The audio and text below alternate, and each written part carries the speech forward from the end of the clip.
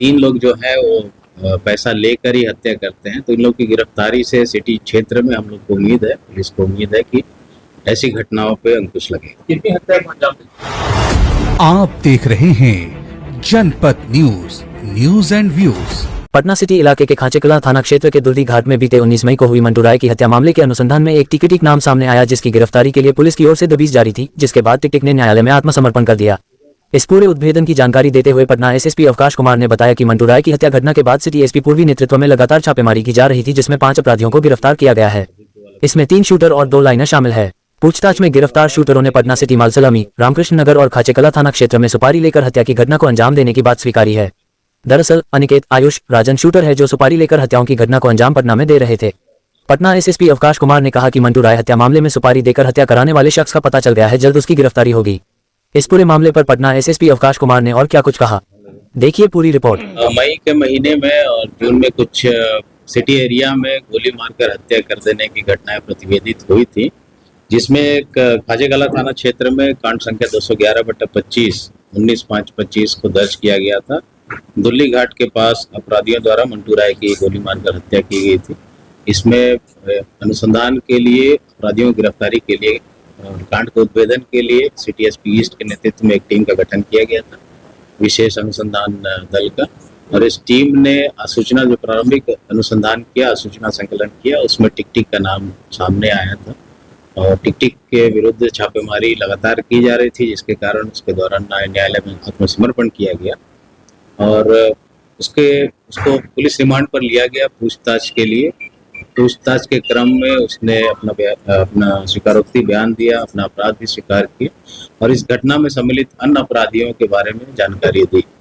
उन अपराधियों की गिरफ्तारी के लिए ये टीम निरंतर प्रयासरत थी और उसी क्रम में कल सिटी एरिया से ही अलग अलग थाना क्षेत्रों से 5 अपराधियों की गिरफ्तारी हुई है, जिसमें 3 शूटर की भूमिका में है और 2 लाइनर की भूमिका में है।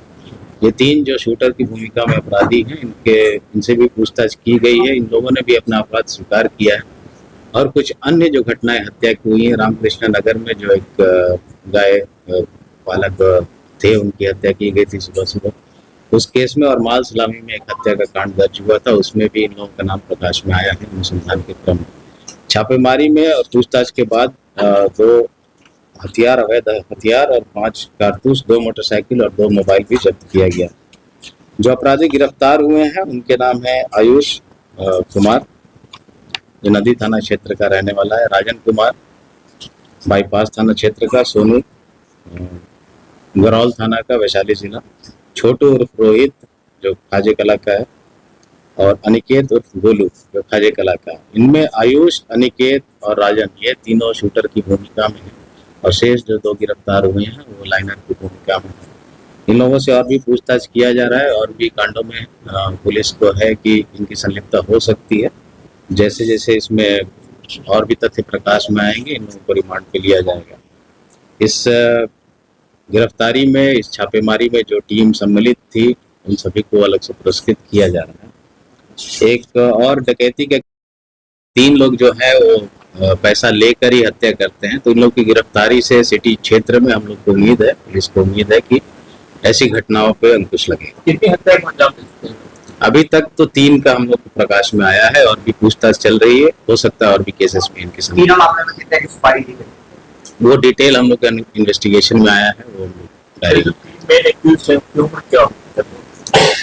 उम्र इन लोगों की 20-25 के आसपास है। सभी के एज लगभग वैसे ही हैं, नहीं सभी मेजर हैं और वही 25 के आसपास सबकी एज। व्यक्ति को गिरफ्तार किया गया था, उसमें अनुसंधान तक आगे नहीं बढ़ सका है, तो हथियार तस्करों पर लगाम लगाने की हथियार जहाँ भी बरामद हो रहे हैं उन पे हम लोग विशेष अनुसंधान कर रहे हैं, कहाँ से लोग ला रहे हैं। और आपने भी बताया कि आप लोग के पास भी खबर रहती है, सिटी एरिया में कुछ ऐसे इलाके चिन्हित हैं हम लोगों के द्वारा जहाँ पर हथियारों की तस्करी और गोली की तस्करी, वहाँ पे हम लोग को सूचना प्राप्त है, उस पर पुलिस काम कर रही है। जल्द से जल्द उसमें भी कुछ उपलब्धि हासिल होने की संभावना है। हुआ था, उसमें केस का डिटेक्शन हुआ था, तभी हुआ था और 9 लोग गिरफ्तार करके जेल भेजे गए थे। उसमें एक फरार अभियुक्त छोटू कुमार नदी थाना क्षेत्र का, उसकी गिरफ्तारी कल की गई है जिसको पूछताछ करके उसको भी न्यायालय में अग्रसारित किया जा रहा है।